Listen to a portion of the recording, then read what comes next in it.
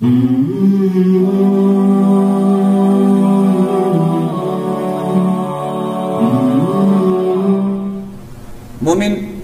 اللہ کے ہاں پسندیدہ ہوتا ہے، کوئی بھی حالات بن جائیں اللہ اسے محروم نہیں کرتے۔ کون سے حالات؟ ہو سکتا ہے رمضان جیسی عظیم نعمت پہ بھی اگر کوئی ایسا نظام سامنے آئے کہ تراویح نہیں پڑھنی، ایسا نظام سامنے آئے کہ کوئی تراویح نہ پڑھے، تو مومن کو اس میں بھی کوئی پریشانی نہیں ہوتی۔ انسان اپنی جتنی طاقت ہے اس کے مطابق کام کرتا ہے، اسی کا ہی اللہ نے حساب لینا۔ جیسے کہ آپ نے دیکھا ساری چیزیں کھلی ہوتی ہیں، کہا جاتا ہے بس مسجدیں بند کر۔ تعجب کی بات یہ ہے جس طرح دوا خانے کھلے ہیں اس طرح دعا خانے بھی کھلے رکھنے چاہیے، جس طرح جسمانی ہاسپٹل کھلے ہیں اس طرح روحانی ہاسپٹل بھی تو کھلے رکھنے چاہیے۔ یہ کتنی دانش کی بات ہے کہ جہاں سے مجھے بندوں کے بنائے ہوئے کیپسول اور گولیاں ملیں وہ تو میں کھول کے رکھوں، لائنیں لگی ہوں، جہاں میرے خالق نے شفا اتارنی ہے، جس کو شفا بنایا ہے نماز جیسے سجدوں جیسی چیزوں کو، اس کو میں بند کر دوں۔ اصل بات یہ ہے، یہاں دو باتیں سمجھنے والی ہیں جو میں آپ کی خدمت میں پیش کرتا ہوں۔ مومن کا عقیدہ اور منہج کیا ہونا چاہیے؟ 1400 سال کی تاریخ ہمارے سامنے ہے، طاعون بھی آئی، طرح طرح کی بیماریاں۔ اگر آپ البدایہ والنہایہ ابن کثیر کی پڑھ لیں، اللہ کی قسم آپ 2 صفحے پڑھ کے اس کو آپ جاری نہیں رکھ سکتے۔ ایسی ایسی وبائیں آئیں، 449 کے اندر جب وبا آئی ہے مصر میں، صرف وبا نہیں تھی، بھوک بھی ساتھ تھی، لوگوں کے پاس کھانے کو کچھ نہیں تھا۔ میرے ذرا الفاظ پہ غور کیجئے گا جو کتاب لکھ رہی ہے، جو امام ابن کثیر لکھ رہے ہیں، بھوک اتنی تھی کہ انہوں نے مردار کھانے شروع کر دے، کتے کھانے شروع کر دیے، انہوں نے قبروں سے مردے نکالے، حتی آکلوا بعضهم بعضا، اور مضبوط لوگ کمزور لوگوں کو کھانا شروع ہو گئے۔ وبائیں تو آتی رہی ہے، لیکن 1400 سال کی تاریخ یہ ہے کہ کسی نے مسجد بند نہیں کروائی۔ لیکن مسلمان کا یہ عقیدہ ہے، اگر اسلامی حکومت اور حاکم وقت اس بات کا کہہ دے تو پھر مسلمان کو ماننا چاہیے۔ پھر وہ گناہ رعایت سے اٹھ جاتا ہے، اس کو اطاعت کرنی ہے، اس کو بات ماننی ہے، پھر تصادم نہیں ہوتا۔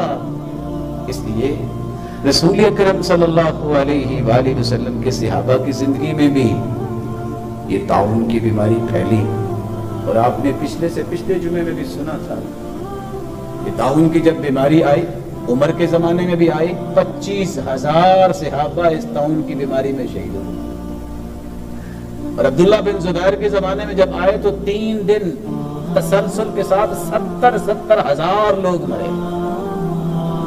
جلیل القدر صحابی ابو عبیدہ بن جراح کمانڈر تھے، پہلے دن وہ شہید ہو گئے۔ جھنڈا معاذ کے ہاتھ میں آیا، دوسرے دن وہ بھی شہید ہو گئے۔ جھنڈا سعد کے ہاتھ میں آیا، عمرو بن عاص کے ہاتھ میں آیا، انہوں نے اعلان کر دیا کہ یہاں سے دوڑ کے پہاڑوں کی طرف چلے جاؤ، تدبیر اختیار کی۔ تو احتیاط کرنا یہ سنت ہے، لیکن یہ ذہن بنا لینا کہ یہ بندے سے میرا ہاتھ ملے گا تو میں مر جاؤں گا، یہ عقیدہ جاہلوں کا ہوا کرتا تھا، مسلمانوں کا عقیدہ نہیں ہے۔ احتیاط کرنا سنت ہے۔ جس کو کوڑ کی بیماری لگی تھی اللہ کے رسول کے پاس بیعت کرنے آیا، اور بیعت ہاتھ پہ ہاتھ رکھ کے ہوتی ہے، لیکن آپ صلی اللہ علیہ وسلم نے اس سے مصافحہ نہیں کیا، کہا تیری بیعت ہم نے لے لی، صحیح مسلم کی روایت ہے، تم چلے جاؤ، تیری بیعت ہمیں قبول ہے، لیکن باقی سب سے تو آپ نے ہاتھ ملایا، بیعت بھی لی۔ جو صحت مند ہے اس کے ساتھ ہاتھ ملانے میں کیا حرج ہے؟ وہاں انسان حدود سے تجاوز کرے، یہ انسان کو نہیں کرنا چاہیے۔ جو اسلام نے چیزیں بتائی اس میں خیر اور برکت ہے۔ جس طرح دوا خانے کھلے رکھنا ضروری ہے، وہاں دعا خانے کھلے رکھنا بھی ضروری ہے۔ لیکن مومن کی شان کیا ہے؟ حدیث میں آتا ہے یعجب ربکم من راعی غنم فی رأس شظیۃ بجبل یؤذن بالصلاة ویصلی۔